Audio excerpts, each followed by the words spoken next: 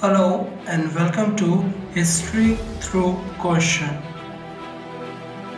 Today's topic is Old NCERT Class 7, Chapter 9, and the name of the chapter is The Fall of the Mughal Empire. It's a last chapter and an important linking chapter. It helps us to understand जो next NCERT है that is the modern history. Start करते हैं। तो सबसे पहले जैसे औरंगजेब की जो डेथ हुई थी इन द ईयर 1707, उसके बाद वॉर ऑफ सक्सेशन स्टार्ट हो गया था कि कौन बनेगा, बेसिकली कौन पावर में आएगा। उनकी जो सन्स थे उनके बीच में ही हो गई थी। अल्टीमेटली जो बहादुर शाह थे, उनके जो सन थे वो एमर्ज विक्टोरियस और वो पावर में आए थे इन द ईयर 1707। अब इनकी अगर हम जो रेन देखें, इनकी शॉर्ट रेन थी 4 इयर्स की, और ये जो शॉर्ट रेन थी इनकी फुल ऑफ ट्रबल्स थी, यानी काफी ज्यादा ट्रबल्स इनको फेस करनी पड़ी थी, फुल ऑफ ट्रबल्स थी।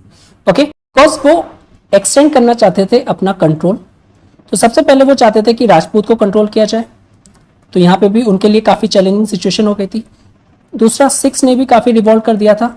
और अगर हम देखें कि जो मराठास थे, जो मराठास काफी प्रॉब्लम क्रिएट कर रहे थे मुगल्स के लिए, इस टाइम पे वो प्रॉब्लम क्रिएट नहीं करते हैं, और सिंपली अगर हम कहें तो लिमिटेड प्रॉब्लम क्रिएट करते हैं। इट इज बिकॉज मराठास में इंटरनल प्रॉब्लम चल रही थी, इंटरनल प्रॉब्लम, और सिंपली वो लोग इंटरनल फाइटिंग कर रहे थे। लेकिन ऐसा नहीं है कि इसका मतलब ये नहीं होगा कि वो लोग रेड नहीं कर रहे थे। So they continue to raid Mughal territory now and again कर रहे थे, ठीक है। लेकिन इतनी प्रॉब्लमेटिक मुगल्स और दैट इज दी मराठा से नहीं आ रही थी। और साथ ही साथ ये भी देखने को मिलता है कि कुछ मराठा इंपॉर्टेंट एक थे, दैट इज दी राजा साहू, जिन्होंने मुगल के अंडर में मनसब को एक्सेप्ट कर लिया था, मनसबदारी सिस्टम को, और एक रैंक दे दी गई थी उनको इन दी मुगल एडमिनिस्ट्रेशन में। तो इस तरीके से मींस अगर मराठा से ओवरऑल ऐसा हम देखें तो जो रिलेशन थे इतने वर्ष नहीं थे। उसके बाद बहादुर शाह की डेथ हो जाती है, बहादुर शाह की डेथ हो जाती है, और वो होती है इन द ईयर 1712 में। उसके बाद फिर से वॉर ऑफ सेसेशन हो जाता है। अब ये वॉर ऑफ सेसेशन काफी ज्यादा प्रॉब्लमेटिक है and it played an important role in the decline of Mughal empire, because एक लॉ ऑफ प्राइमोजेनेचर नहीं था कि जो सबसे बड़ा लड़का होगा या जो सन होगा एम्परर का, जो भी इससे पहले होंगे पावर में, उनका बन जाएगा। तो अगेन जिस तरीके से जो मेन पावर जो उनकी डेथ होती थी, वॉर ऑफ सेसेशन स्टार्ट हो जाता था उनके सन में। अब इनके बाद अगर हम देखने को मिलता है कि जो भी रूलर्स आए थे वो काफी ज्यादा वो रूलर थे जो कि इफिशिएंटली एंड इफेक्टिवली कंट्रोल नहीं कर पा रहे थे मुगल एम्पायर को, ओके। और जिनकी रेन थी बहुत ही शॉर्ट पीरियड के लिए आई थी। देयर आफ्टर जो मोहम्मद शाह थे वो पावर में आए, मोहम्मद शाह, और उन्होंने कुछ ट्राई किया था कि कैसे जो एम्पायर जो है वो बाइफरकेट हो रहा है उसको एक तरीके से फिर से टुगेदर लाके जो मुगल की जो पावर है उसको स्ट्रेंथन किया जाए, ओके। बिकॉज जो एम्पायर था वो ब्रेकअप होना स्टार्ट हो गया था। नाउ अगर हम देखें जो रिवॉल्ट था सिख का, अब उसको लीड कर रहे थे बांदा बहादुर, जो बांदा थे। अब उनके अंडर में जो सिख थे उन्होंने रिवॉल्ट करना स्टार्ट कर दिया था, सिख रिवॉल्टेड, ठीक है। अब वो चाहते क्या थे, इस रिवॉल्ट के थ्रू वो स्टैब्लिश करना चाहते थे अपना एक independent Sikh state, independent Sikh state को वो एस्टैब्लिश करना चाहते थे। इन पंजाब में बेसिकली अगर हम देखें कि वो फेल्ड हो गए इस ऑब्जेक्टिव को पूरा करने के लिए, लेकिन वो सक्सीड थे और सक्सीड होते थे हमेशा हैरेस करने में मुगल्स को, ठीक है। तो मुगल्स की पावर को वो चैलेंज करने में और सिंपली उनको हैरेस करने में वो सक्सीड थे।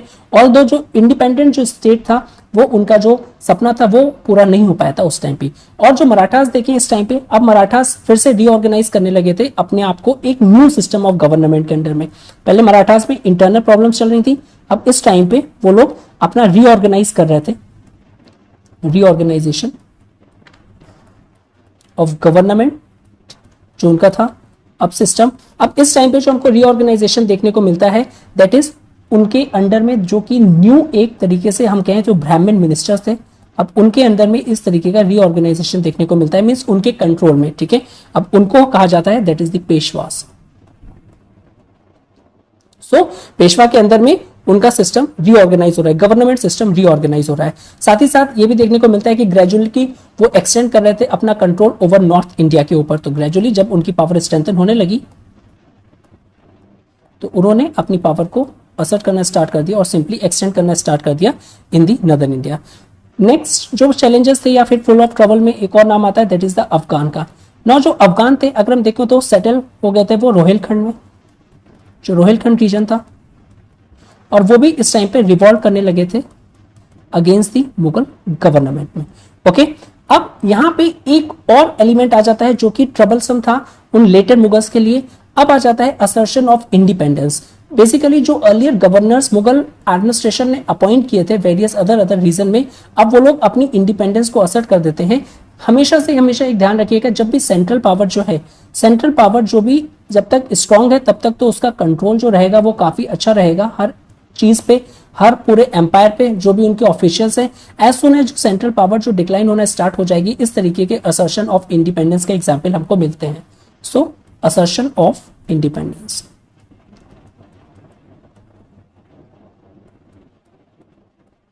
अब इसमें आ जाएगा, हमको देखेंगे कि 3 इंपॉर्टेंट प्रोविंशियल गवर्नर्स जो थे वो थे हैदराबाद,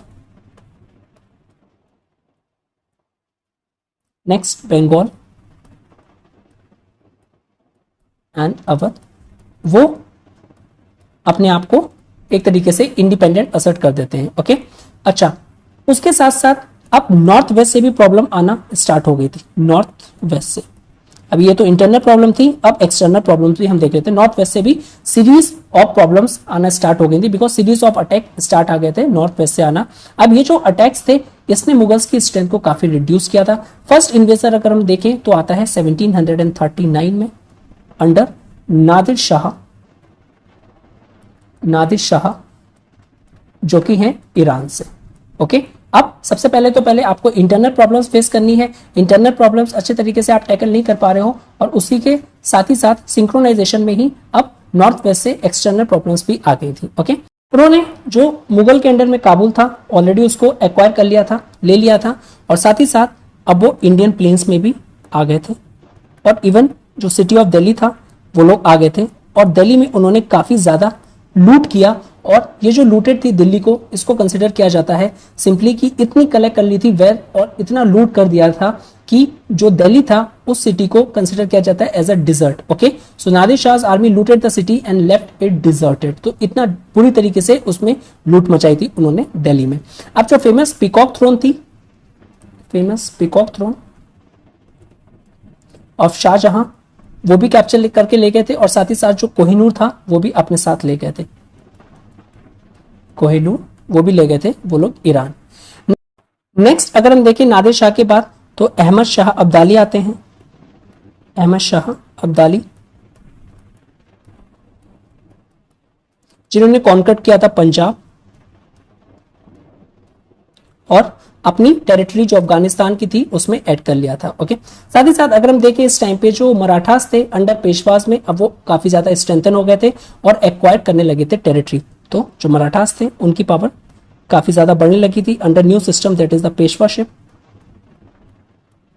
पेशवास, और वो एक्वायर करने लगे थे न्यू टेरिटरी। अब अगर मराठास का और मुगल का जो अगर हम देखें कॉन्फ्लिक्ट, तो वो डायरेक्टली अटैक नहीं करते थे मुगल एम्परर को, बिकॉज वो कहीं ना कहीं चाहते थे एस्टैब्लिश करना अपना कंट्रोल मुगल एम्परर के through. That is weak Mughal emperor उनको काफी अच्छे से उनका जो ऑब्जेक्टिव था फुलफिल करवाने में काम आ सकता था, रेदर देन डायरेक्टली चैलेंजिंग दी मुगल एम्पायर। तो वो जो वीक एम्परर थे जो सीट पे आते थे मुगल, और सिंपली कहें अगर हम लेटर मुगल एम्परर, तो उनको वो यूज करते थे अपने पर्पस के लिए। ओके, लेकिन इस टाइम पे अगर हम देखें तो दिस टाइम जो अहमद शाह अब्दाली थे, अब उनके साथ उनका बैटल हो जाता है, दैट इज द मराठास का। ओके, सो अहमद शाह अब्दाली और जो मराठास हैं वो लोग एक दूसरे से कॉन्फ्लिक्ट में आ जाते हैं, बिकॉज वो ज्यादा से ज्यादा टेरिटरी एक्वायर कर रहे थे, और उस टाइम पे अहमद शाह अब्दाली भी रेड कर रहे थे इंडिया में।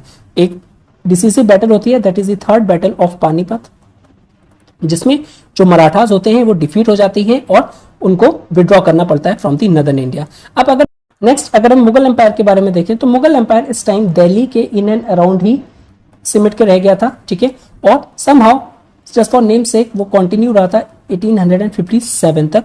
और इस टाइम पे अगर हम देखें तो जो रियल पॉलिटिकल पावर थी 18th सेंचुरी में वो चली गई थी in the hands of new kingdom, जो कि अरोज हुए थे पावर में। नेक्स्ट अगर हम देखें तो आते हैं यूरोपियन ट्रेडर्स।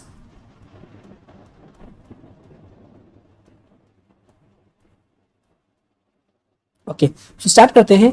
तो बेसिकली यूरोपियन ट्रेडर्स जो थे, और सिंपली अगर हम कहें जो न्यू पावर थी, अब वो अपने आप को एस्टैब्लिश करना चाहती थी और अपना होल्ड बनाना चाहती थी इंडिया में, और ये थी यूरोपियंस।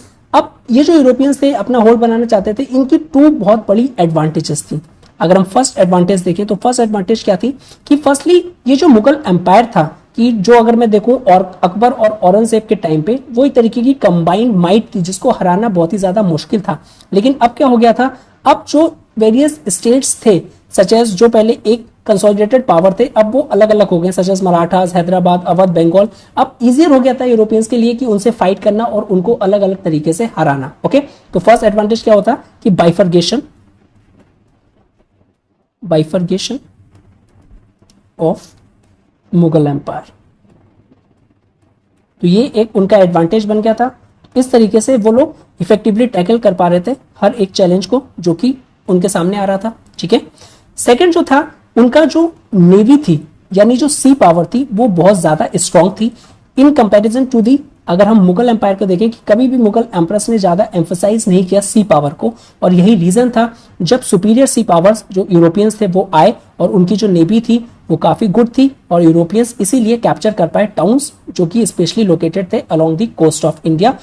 तभी नाइदर मुगल और ना कुड एनी स्टेट स्टॉप नहीं कर पाया, बिकॉज जो अदर स्टेट्स थे अलोंग विद द मुगल, उन्होंने किसी ने भी नेवी पे एम्फोसाइज नहीं किया था।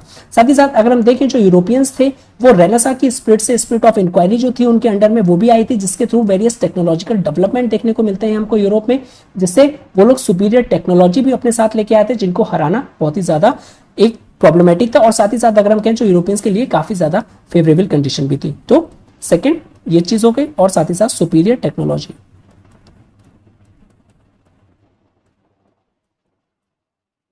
नाउ नेक्स्ट क्वेश्चन एक आता है कि अगर हम कहें कि हाउ डिड यूरोपियंस ने कैप्चर करी इन टाउन्स को और बेसिकली अपने आप को पावरफुल बनाया इन इंडिया में, तो ये क्वेश्चन आता है। ओके, तो ये मोस्टली मॉडर्न इंडिया में होता है, लेकिन यहां पे अगर हम देखें तो जो अर्लीस्ट यूरोपियंस आए थे वो थे पोर्चुगीज। ओके, उन्होंने अपने आप को एस्टैब्लिश किया, और कहां पे एस्टैब्लिश किया था, गोवा में। ठीक है, मेनी डेकेड्स तक जो पोर्चुगीज थे सिर्फ और सिर्फ अगर हम कहें जो ओनली यूरोपियन पावर्स थे वो सिर्फ पोर्चुगीज थे। वो ट्रेड करते थे इंडिया के साथ, और काफी ज्यादा अपनी जो उनकी नेवल सुप्रीमेसी थी उसके थ्रू वो काफी एडवांटेज भी लेते थे, जैसे कि वो फोर्स करते थे इंडियन और जो अदर एशियन मर्चेंट्स को थे कि वो उनको पे करें मनी उनको परमिशन के लिए, ताकि किसकी परमिशन के लिए कि वो कैरी कर सके ट्रेड को, बिकॉज उन्होंने डोमिनेट कर रखा था इंडिया का ओवरसी ट्रेड। तो जो पोर्चुगीज थे उन्होंने डोमिनेट कर रखा था इंडियाज ओवरसीज ट्रेड।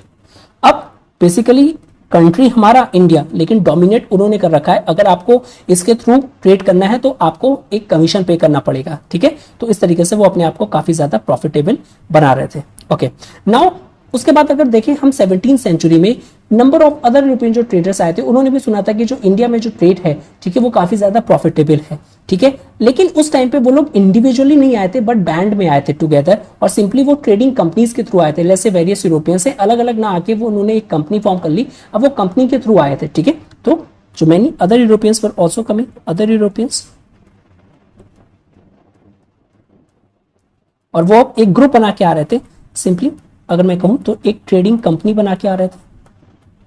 अब ये जो ट्रेडिंग कंपनी बना के आ रहे थे, इसके थ्रू वो क्या कर सकते थे, वो एक्सपेंसेस जितना भी होता था, साथ ही साथ जो प्रॉफिट होता था ट्रेड का, वो भी शेयर करते थे। ठीक है, अब अगर हम देखें जो फैक्टर, कौन कौन से फैक्टर रिस्पॉन्सिबल हैं for the coming of Europeans, उसमें से फर्स्ट अगर हम देखें जो इंडियन गुड्स की जो डिमांड थी बहुत काफी ज्यादा थी। ठीक है, मींस यूरोपियंस जो है वो क्यों आ रहे हैं, इट इज बिकॉज जो इंडियन गुड्स की जो डिमांड थी, इंडियन गुड्स डिमांड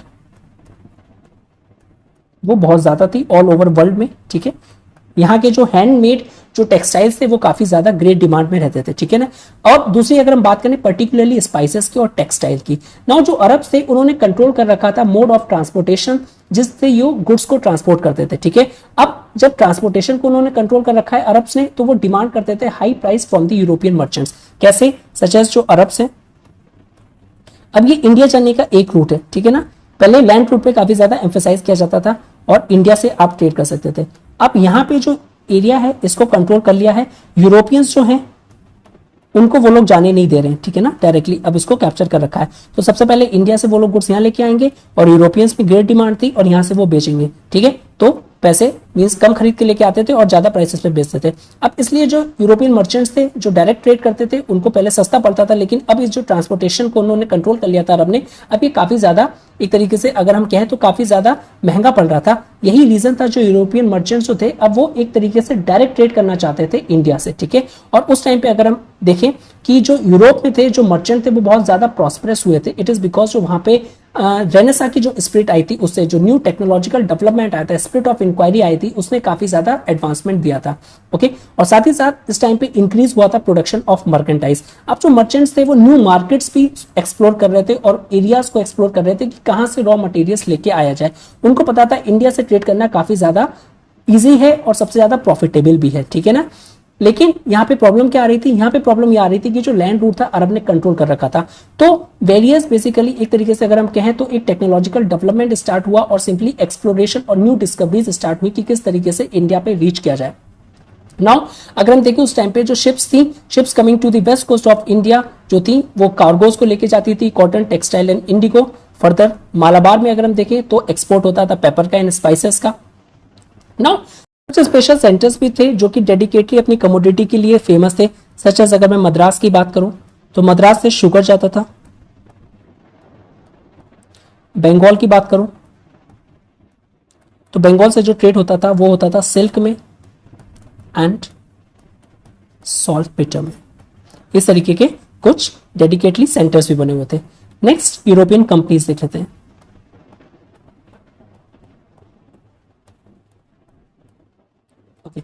सो इसमें आता है कि सबसे पहले अगर हम देखें स्मॉल किंगडम जो था डेनमार्क का, उसने अपनी कंपनी को स्टैब्लिश किया था, that is the Danish east India company.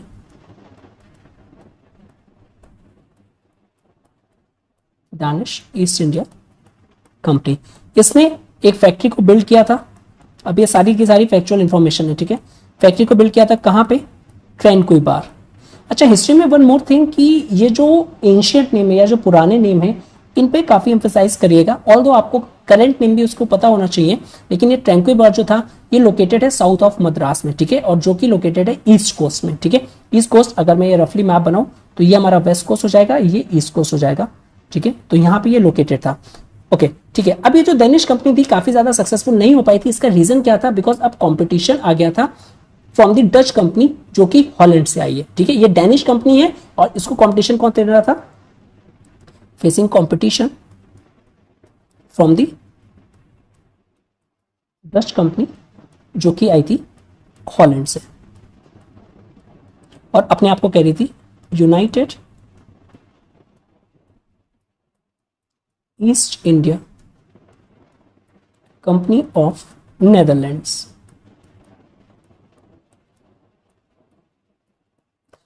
और ये जो डच थे इनका मेन ऑब्जेक्टिव था एशिया में आने का कि ये उन रीजन्स को एक्सप्लोर करें कि जहां पे जो स्पाइसेस हैं वो काफी ज्यादा ग्रेट क्वांटिटी में होती हैं और वो उसका ट्रेड कर सके।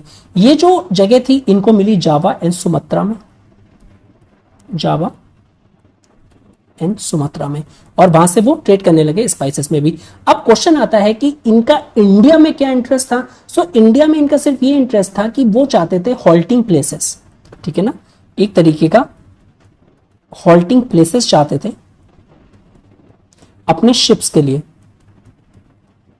ठीक है, that is going from Europe to south east Asia. तो इंडिया में इंटरेस्ट क्या था, जो स्पाइसेस का था वो कहां पे मिली इनको, जावा सुमात्रा में, लेकिन इंडिया में इनको एक तरीके का सिर्फ हॉल्टिंग प्लेसेस चाहिए थे अपने शिप्स के लिए जो कि यूरोप से साउथ ईस्ट एशिया के बीच में रुक पाए, ठीक है। ऑन द अदर हैंड अब इंग्लिश ट्रेडर्स भी आ गए थे। इंग्लिश ट्रेडर्स भी जो स्पाइसेस का ट्रेड करने के लिए आए थे, लेकिन उन्होंने देखा जो डच है उन्होंने ऑलरेडी अपने आप को साउथ ईस्ट एशिया में स्टैब्लिश कर लिया है। तो India on the other hand जो था एक तरीके का वायबल ऑप्शन था उनके लिए कि अब जो टेक्सटाइल का ट्रेड है इंडिया में आके उसको कंट्रोल किया जाए। तो इस तरीके से वो लोग इंडिया में एंटर हुए और उन्होंने टेक्सटाइल को अपना मेन ट्रेड के लिए बनाया, ओके। साथ ही साथ उसके बाद हम देखें they soon took over a large part of existing European trade with India, okay. Now English ने फॉर्म की थी एक ट्रेडिंग कंपनी, अभी इन्होंने फॉर्म करी थी 1600 में। ओके, साथ ही साथ काफी और अटेम्प्ट्स भी लिए थे कि कैसे उनको ट्रेडिंग या फिर कंसेशंस मिल जाए या फिर राइट्स मिल जाए इन इंडिया में। इसके लिए वो अपने एम्बेसडर्स को भी सेंड किया था उन्होंने। अब ये जो एम्बेसडर थे मुगल कोर्ट में गए थे अंडर जहांगीर, ठीक है, इसीलिए वो गए थे और फाइनली सक्सीड भी हुए थे। साथ ही साथ अगर हम इंग्लिश देखें, with the passage of time वो कंसेशन लेने में स्टैब्लिश हो गए और जो उन्होंने अपनी वेरियस फैक्ट्रीज को भी स्टैब्लिश किया था। अब इंग्लिश ने जो फैक्ट्रीज को स्टैब्लिश किया था अपनी, वो इंपॉर्टेंट हो जाती है। फर्स्ट किया था उन्होंने Masulipatnam, Surat, Fort Saint George and fort William. Okay, इस तरीके से उन्होंने वेरियस फैक्ट्रीज को भी स्टैब्लिश किया था। लास्ट 2 प्लेसेस अगर हम देखें, that is the fort Saint George and fort William को, तो उसको हम मद्रास एंड कलकत्ता के नाम से भी जानते हैं, जो कि with the passage of time later time में उसका नाम पड़ा था। साथ ही साथ उन्होंने बॉम्बे को भी कैप्चर कर लिया था और बॉम्बे को भी ले लिया था। अब वो कैसे लिया था? वो ऐसे लिया था कि पार्ट ऑफ ए डाउरी, जो कि पोर्चुगीज प्रिंस थे बेसिकली, उनसे ब्रॉड किया था when she married the English king Charles second, that is the Catherine of Braganza. All this जो प्लेसेस थी, ये अगर हम देखें तो काफी वेल लोकेटेड थी from the point of view of trade and shipping के लिए काफी इंपॉर्टेंट थी। नाउ जो इंग्लिश तो थे ग्रेजुअली सक्सीड हो गए थे इवन डच को भी बाहर निकालने में, और साथ ही साथ जो पोर्चुगीज ने अपना होल्ड बना के रखा था वहां से भी। ऑन दी अदर हैंड अगर हम पोर्चुगीज देखें तो अब इंडिया में काफी ज्यादा अनपॉपुलर हो गए थे। रीजन क्या था? वो पायरेसी काफी ज्यादा करते थे। ओके, नाउ बिसाइड्स जो इंग्लिश की जो सी पावर थी और बढ़ती जा रही थी, और अगर हम कहें कंपेयर करें पोर्चुगीज एंड डच से, तो उनसे सी पावर काफी ज्यादा थी। इसने इंग्लिश को काफी हेल्प किया कि कैसे वो कैप्चर कर सके इंडियन ट्रेड, जो एक टाइम पे वो शेयर कर रहे थे डच एंड पोर्चुगीज के साथ में। नाउ अगर हम देखें, सो स्टार्टिंग में 2 इंग्लिश कंपनीज थी जो कि इंडिया में ट्रेड कर रही थी, ठीक है। अब ये ना 2 कंपनीज अब ये ट्रबल क्रिएट करने लगी, तो 1703 में हमको ये देखने को मिलता है कि ये जो 2 कंपनीज थी यूनाइटेड हो गई और इनको कहा जाने लगा द यूनाइटेड कंपनीज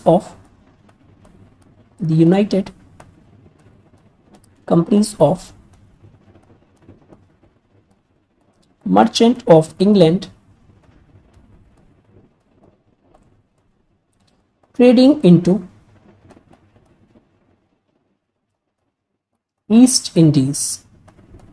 ये मर्ज होके इस कंपनी का नाम हो गया। ओके, अब लेकिन एक तरफ से जो चैलेंजेस थी पोर्चुगीज की और डच की वो फिनिश हो गई थी, लेकिन जो इंग्लिश थे उनको अदर चैलेंजेस अब फेस करनी पड़ी थी। दैट इज 1664 में जो फ्रेंच थे, अब उन्होंने भी एक अपनी कंपनी फॉर्म कर ली थी। अब वो ट्रेड करने आए थे इंडिया में। Okay, they also trading in India. और जो इंग्लिश है और जो फ्रेंच है, अब उनका कॉन्फ्लिक्ट बेसिकली जो था इनएविटेबल था। अब अगर हम देखें, जो फ्रेंच ने अपने आप को स्टैब्लिश किया था, जो वो प्लेसेस दैट इज लोकेटेड थे साउथ ऑफ मद्रास में, जिसको वो कहते थे पौंडीचेरी।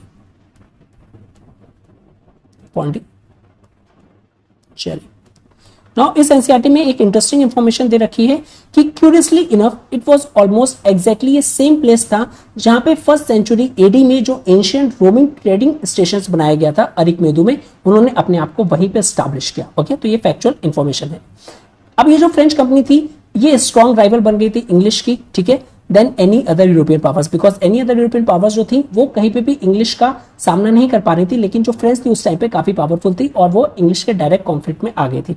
अब ये जो कॉम्पिटिशन है between English on the one hand and French on the other hand, और ये कब हो रहा है? 18th सेंचुरी में हो रहा है। ओके, अब ये काफी क्लोज हो गया था, इंटेंस हो गया था। अब इस टाइम पे जो फ्रेंच और जो इंग्लिश कंपनीज सिर्फ और सिर्फ इंडियन के ट्रेड को ही कैप्चर नहीं कर रहे थे, इस टाइम पे उन्होंने इंडियन पॉलिटिक्स में भी इंटरफेरेंस करना स्टार्ट कर दिया था। Okay, so they are no longer limited to sell only trading. अब वो इंटरफेरेंस भी उन्होंने स्टार्ट कर दिया था इन इंडियन पॉलिटिकल स्फीयर में भी। जो वेरियस किंगडम्स में थे जो उनको सपोर्ट करता था, उसमें उन्होंने इंटरफेरेंस करना भी स्टार्ट कर दिया था। ओके, अब ये काफी ज्यादा प्रॉब्लमेटिक हो जाएगा जो 18th सेंचुरी में इस तरीके का जो पॉलिटिक्स में इंटरफेरेंस स्टार्ट हुआ था। नेक्स्ट टॉपिक है that is the causes of the decline of Mughal empire. causes of the decline of Mughal empire. Although हमको पता ही है कौन कौन से इंपॉर्टेंट कॉजेस हैं, लेकिन एक बार समराइज कर लेते हैं। 18th सेंचुरी, फर्स्ट पॉइंट देखते हैं इसमें। अगर हम देखें 18th सेंचुरी जो था उसको कंसिडर किया जाता है कि इस टाइम पे जो मुगल एम्पायर था वो ब्रेक होना स्टार्ट हो गया था, okay, begin to break up. लेकिन कुछ इसके कॉज ऐसे थे जो कि जिसने इंपॉर्टेंट रोल प्ले किया मुगल एम्पायर को डिक्लाइन करने में, वो स्टार्ट हो गए थे इन दी बैक 17th सेंचुरी में भी, ओके। लेकिन जो रियल वीकनेस थी वो हमको 18th सेंचुरी में देखने को मिली। अगर हम देखें जो सक्सेसर ऑफ औरंगजेब थे वो काफी ज्यादा वीक रूलर थे। तो सबसे पहले जो इंपॉर्टेंट डिक्लाइन का फैक्टर है that is the various Wars of succession. अब यहां पे कोई भी फिक्स लॉ ऑफ प्राइमोजेनेचर नहीं था, सिंपली कि जो भी एल्डर सन होगा उसी को सीट मिले एक रूलर के मरने के बाद, ऐसा नहीं था। जब भी जो रूलर मरते थे उसके बाद उनके सन्स होते थे, आपस में फाइट हो जाती थी कि कौन थ्रोन में आएगा। अब क्या होता था कि इंटरनल जब प्रॉब्लम होती थी जो बाहर के लोग हैं उसका फायदा उठाते थे। यही रीजन था कि जो एम्पायर था वो वीक होता गया with the passage of time, okay. साथ ही साथ अगर हम देखें तो they were unable to prevent the breaking of empire, और उनके बाद अब अपने आपस में ही वो लोग लड़ रहे थे। तो जो पीपल के लिए जो वेलफेयर ओरिएंटेड जो अप्रोच थी अब उनमें भी नहीं रही थी, ओके। नाउ इस टाइम कोई भी किंग मरता था, वॉर ऑफ सक्सेशन स्टार्ट हो जाता था, ठीक है। साथ ही साथ उस टाइम पे जो नोबल्स थे वो भी अपनी जो किंग मेकर्स एक तरीके से अगर हम कहें तो उन्होंने अपने आप उसको स्टार्ट कर दिया था किस किंग को वो सपोर्ट कर रहे थे। सो इन दिस वे में अगर हम कहें ग्रेट डील ऑफ मनी और जो एनर्जी थी वो आपस में लड़ने में ही वेस्ट हो जाती थी। और साथ ही साथ जो प्रिंस पावर में आते थे या सिंपली जो किंग बनते थे वो रिमेन सस्पिशन रहते थे ऑफिसर्स एंड कोर्टियर्स के, कि हो सकता है कि ये जो ऑफिसर्स और जो कोर्टियर्स हमारे हैं एडमिनिस्ट्रेशन में वो हमारे अगेंस्ट में वर्क ना करते, मींस हमको ही ना हटाते। इस चक्कर में जो एम्परर थे फुल होल हार्टेडली सपोर्ट नहीं मिल पाता था उनको ऑफिसर्स का एंड कोर्टियर्स का, हमेशा वो सस्पिशन में रहते थे और अल्टीमेटली एडमिनिस्ट्रेशन वीक हो गया। एडमिनिस्ट्रेशन वीक होने से जो एम्पायर था और सिंपली अगर हम एम्परर देखें वो इटसेल्फ वीक हो गया। उसके बाद जब सेंट्रल अथॉरिटी, कोई भी जो सेंट्रल अथॉरिटी है वो जब तक स्ट्रांग रहेगी तब तक वो अच्छे से होल्ड मेंटेन कर पाएगी जितना भी एम्पायर है, ठीक है, या फिर जितने भी गवर्नर्स उन्होंने अपॉइंट किए वेरियस अदर रीजन्स में जहां पे वो डायरेक्टली कंट्रोल नहीं कर सकते। अब ये जो provincial governors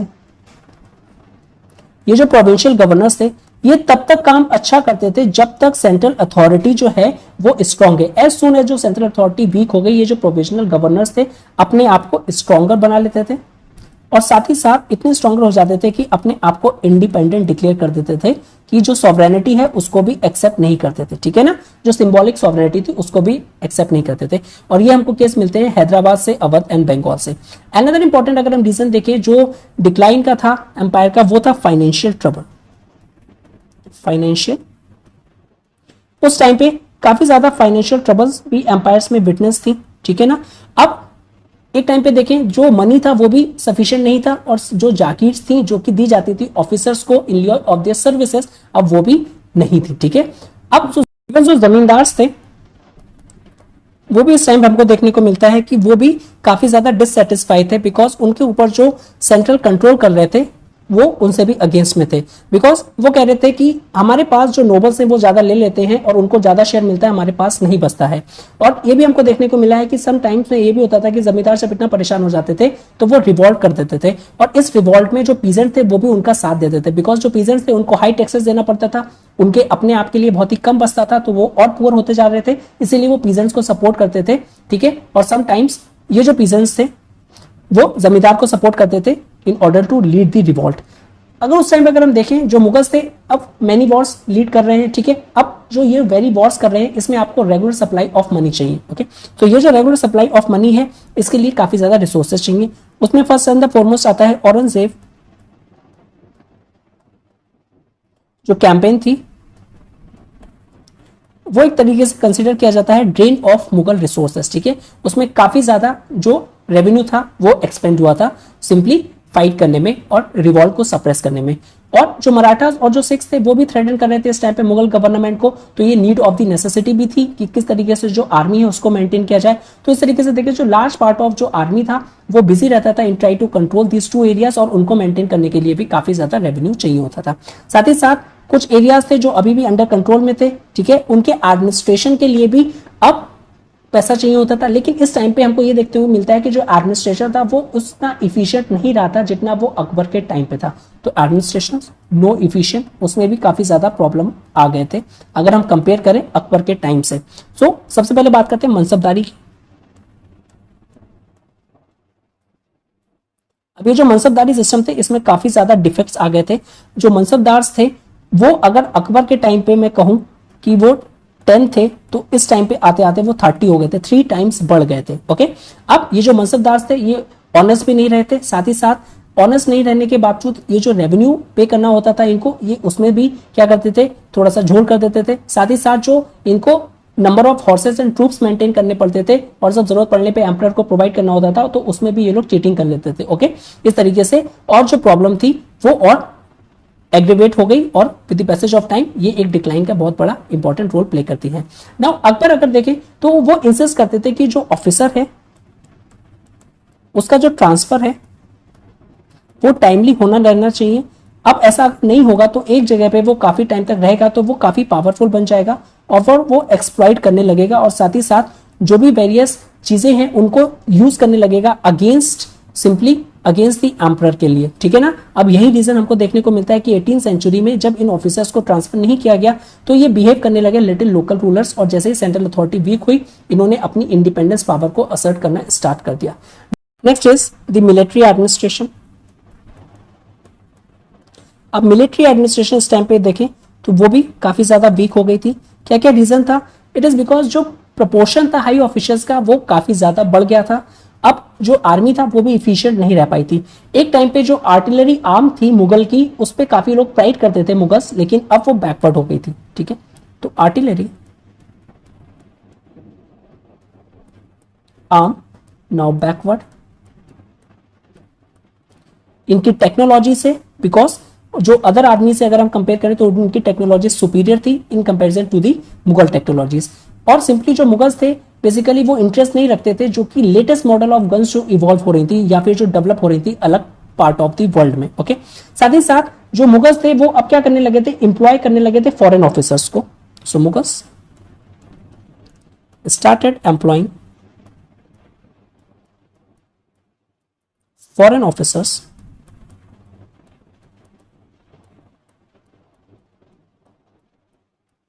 to man their artillery instead Indians को ट्रेनिंग देने के लिए। ठीक है ना, उनको नहीं दे रहे थे लेकिन फॉरेन ऑफिसर्स को ही वो लोग अपॉइंट कर ले रहे थे।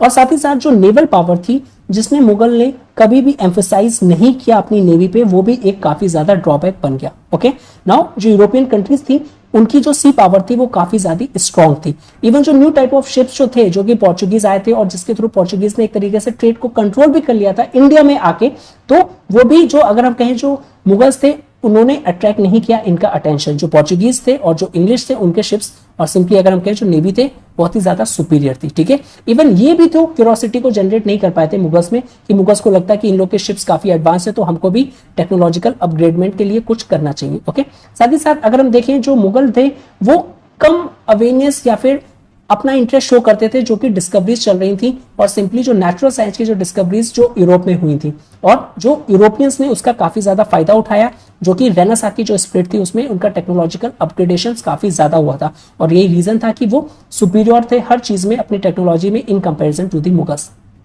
ओके, नेक्स्ट अगर हम देखें कि उस टाइम पे बहुत ही इंपॉर्टेंट इवेंट माना जाता है कि जब मैकेनिकल क्लॉक का जो इन्वेंशन था, मैकेनिकल क्लॉक,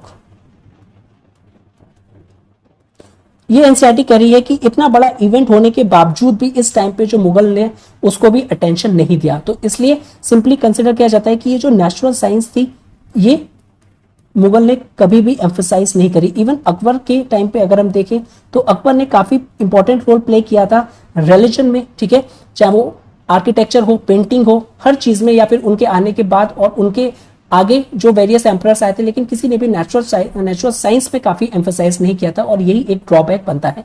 उस टाइम की जो एरिस्टोक्रेसी थी और जो वेल्थी ट्रेडर्स थे, एरिस्टोक्रेसी साथ ही साथ जो वेल्थी ट्रेडर्स थे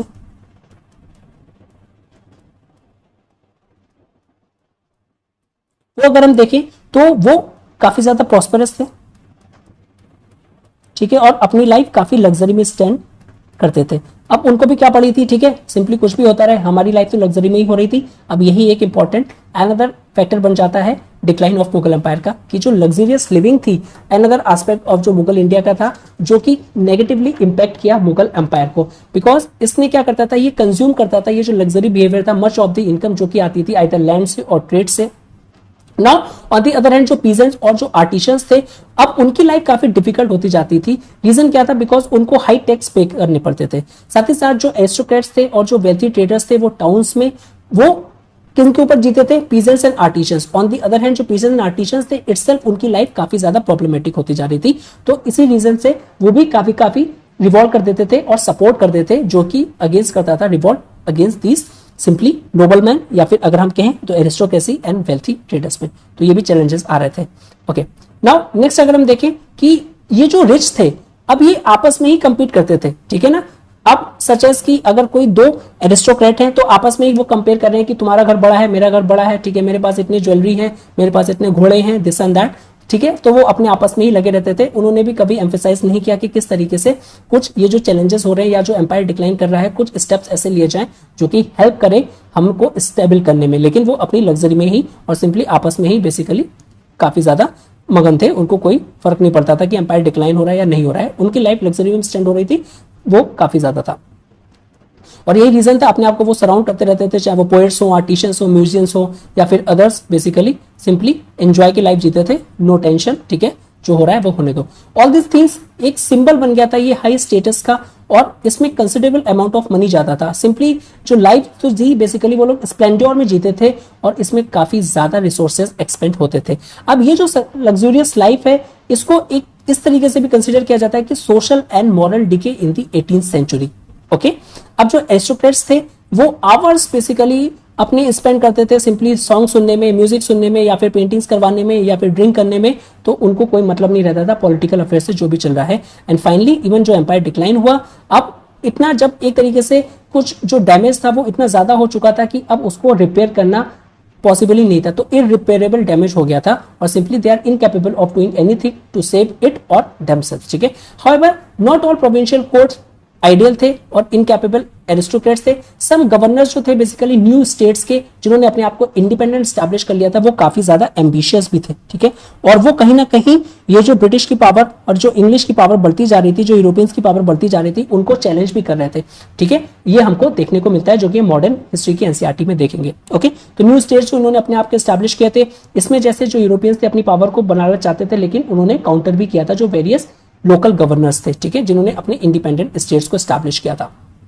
और वो डिसिप्लिन में रखना चाहते थे यूरोपियंस को भी, और साथ ही साथ जो उनके ऑफिशियल्स थे, बिकॉज वो खुद ऑफिशियल्स थे, वो चाहते थे कि जरा सा भी सेंट्रल अथॉरिटी वीक होगी, उनके जो ऑफिशियल्स थे, जैसे हमने अपनी मुगल अथॉरिटी के साथ किया कि उनको इंडिपेंडेंस असर्ट कर दी, उनकी सॉवरेनिटी को नहीं मान रहे हैं, तो ऐसा हमारे साथ भी हो सकता है। तो उन्होंने मेंटेन करके रखा था डिसिप्लिन अमंग्स देयर ऑफिसर्स। अगर हम देखें जो मुगल एम्पायर का जो डिक्लाइन था, और जो दिल्ली था, अब वो एक काफी ज्यादा वीक हो गया था, सिंपली अनगार्डेड सिटी हो गया था, ठीक है। और एक जगह कहा जाता था कि जहां पे इंपीरियल स्प्लेंडर मींस जो अपनी लग्जरी में लाइफ स्पेंड कर रहे हैं, उनको कोई मतलब नहीं है कि जो एम्पायर है वो किस डायरेक्शन में जा रहा है, कितना ब्रेक हो रहा है, कितना डैमेज हो रहा है, उसको कुछ नहीं। साथ ही साथ लेट्स कंक्लूड करते हैं, जो मुगल एम्पायर था वो डिक्लाइन हो रहा था, ठीक है। और जो दिल्ली एक टाइम पे सीट ऑफ पावर थी, वो भी वीक होती जा रही थी। Delhi became week, unguarded city होती जा रही थी, और सिर्फ अब जानी जा रही थी इंपीरियल स्प्लेंडर के बारे में, जो लग्जरी वहां पे अभी भी चल रही थी, ठीक है ना। लेकिन अगर हम कल्चर की बात देखें, इस टाइम का जो कल्चर था basically the way of the life, जो कि ये पार्ट था स्प्लेंडर का, लग्जरी का, वो डिक्लाइन नहीं हुआ। It simply move from Delhi to the small kingdoms. जो कल्चर का जो पार्ट था वो दिल्ली से ट्रांसफॉर्म हो गया स्मॉल किंगडम्स में, या फिर पास हो गया स्मॉल किंगडम्स को। बेसिकली अगर हम देखें, ये जो प्रोविंशियल किंगडम्स थे, तो स्मॉल किंगडम्स के साथ साथ प्रोविंशियल किंगडम्स में जो पहले कल्चर दिल्ली में पाया जाता था, अब वो स्मॉल किंगडम्स और प्रोविंशियल किंगडम्स में चला गया था, जो कि अरोज हुए थे उस टाइम पे 18th सेंचुरी में। That arose at the time in the 18th century. Okay, और यही किंगडम है जहां पे हमको कुछ हद तक traces of glory of Mughals हमको अभी भी देखने को मिलते हैं। और इस टाइम पे यानी जो 18 सेंचुरी में ये जो इवेंट्स टुक प्लेस हुए थे इस किंगडम में, यहाँ पे जो 18 सेंचुरी में ये जो न्यू किंगडम्स बने थे, अब ये डिसाइड करते हैं हिस्ट्री और Indian history of next phase, okay, that is modern history. तो इस तरीके से with this we completed our chapter. I hope you like this chapter.